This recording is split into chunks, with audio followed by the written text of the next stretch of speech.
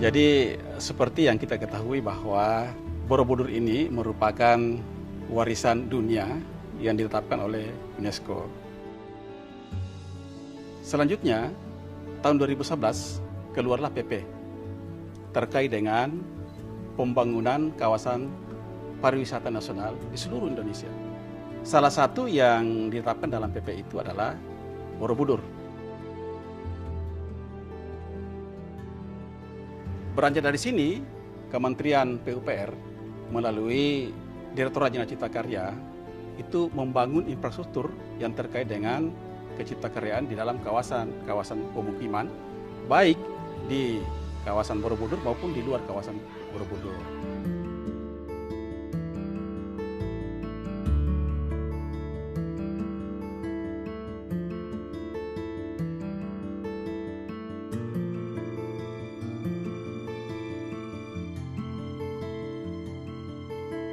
Direktorat Cipta Karya mengembangkan 10 desa pendukung karena 10 desa ini betul-betul ada di sekeliling Candi Borobudur ya, sebagai point centernya.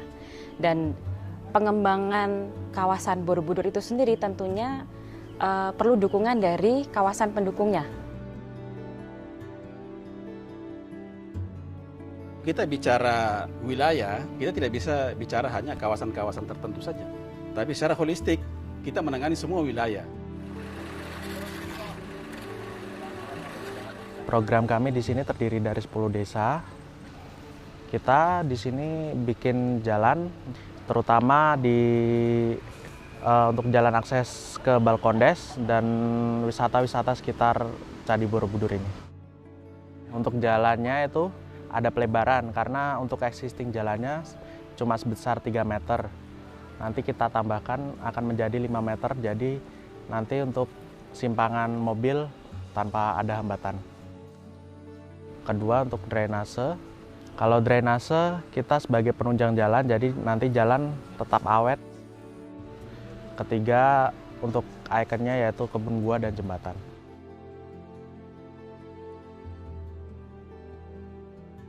Ada 3 sektor yang kami tangani di dalam kawasan Borobudur itu.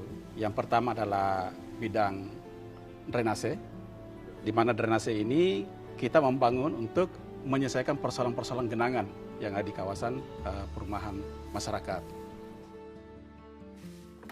Yang kedua adalah di bidang persampahan. Nah, kita membangun beberapa prasarana dan sarana persampahan. Kemudian kita juga membangun infrastruktur yang terkait dengan air limbah. Kita membangun sanitasi yang berbasis masyarakat. Ini memberikan pendapatan ekonomi kepada masyarakat karena pembangunannya ini diserahkan kepada masyarakat. Program pengadaan pelayanan air bersih yang dilaksanakan oleh Satker Spam Strategis, kita menyiapkan jalur pelayanan dari hulu ke hilir, yaitu brown capturing yang berasal dari hulu, di mana kita akan mengalirkan air bersih sebesar 35 liter per detik yang difungsikan untuk melayani kebutuhan air bersih untuk 10 desa penunjang. Pipa kita sepanjang 32 km itu untuk melayani 10 desa tersebut, termasuk dengan pelayanan sambungan rumah sebanyak 95 buah, tapi kita utamakan untuk kawasan yang memiliki fasum-fasos ramai. Dan kita ketahui kalau di 10 desa ini bukan hanya rumah-rumah penduduk ya, karena di sini ada kawasan penunjang yaitu perhotelan, pertokoan, dan mungkin tempat-tempat industri kecil yang memang betul-betul membutuhkan pelayanan air bersih.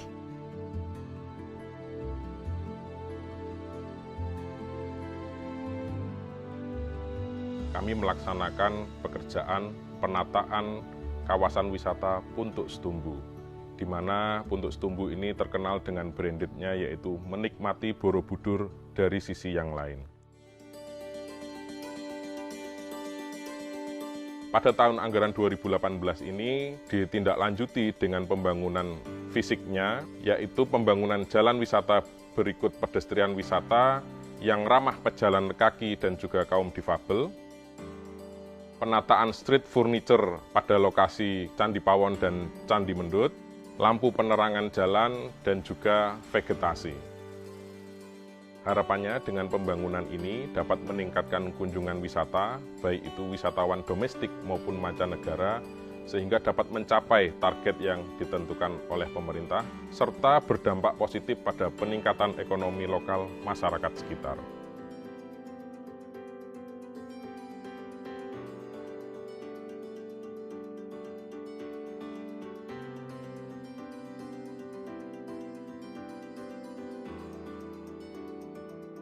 Dengan semakin mudahnya jalan, semakin bagusnya jalan, itu berpengaruh besar pada kami. Efek yang kami rasakan adalah bisa masuknya akses-akses besar ke kami, karena dengan kualitas dan kapasitas jalan yang besar, itu jelas sangat berpengaruh, apalagi buat pelaku wisata seperti kami. Cukup meningkat, cukup luar biasa ya, terutama kebersihan, kerapian. Fasilitas lain ya semuanya bagus, menarik. Dan kebetulan sekarang kan jalannya lebih mudah ya, lebih bagus sekarang jalannya di aspal. Karena kita melewati beberapa tempat yang cukup bagus ya, terutama tempat-tempat persawahan ya, perkampungan.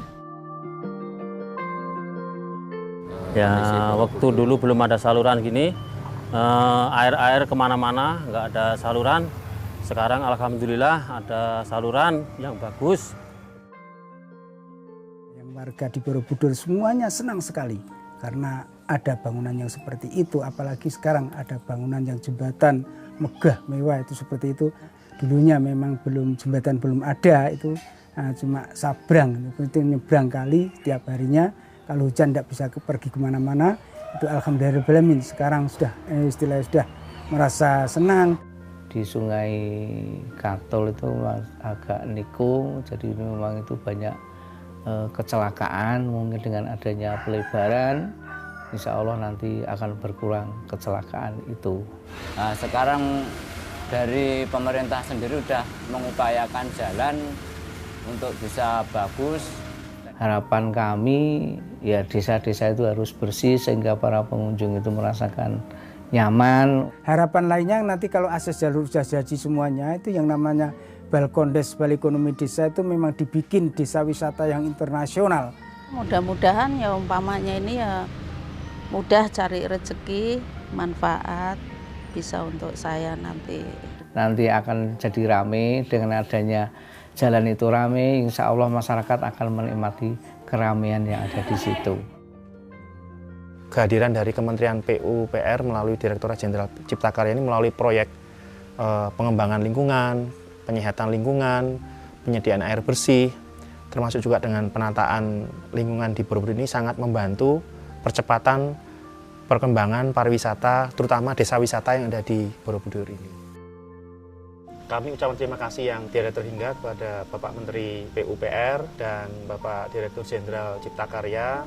Mudah-mudahan ini akan semakin memacu dan memicu semangat dan motivasi kami dari masyarakat Borobudur untuk terus gumregah, untuk terus semangat membangun kawasan pariwisata dunia di Borobudur ini.